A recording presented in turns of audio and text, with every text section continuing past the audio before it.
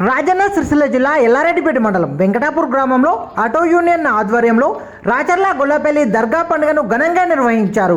ఆటోలో ర్యాలీగా రాచర్ల గొల్లపల్లి దర్గాకు చేరుకొని ప్రత్యేక పూజలు చేశారు.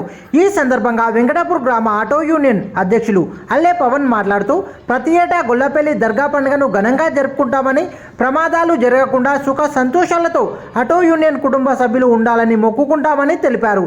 ఈ కార్యక్రమంలో ఉపాధ్యక్షులు దుర్గం ప్రశాంత్, ప్రధాన కార్యదర్శి సిరిసిల్ల సంతోష్, కార్యదర్శి Sircilla Ramu, writer Sircilla Vikram, Venkatapur auto union సభ్యులు, గ్రామస్తులు తదితరులు ఈ కార్యక్రమంలో పాల్గొన్నారు.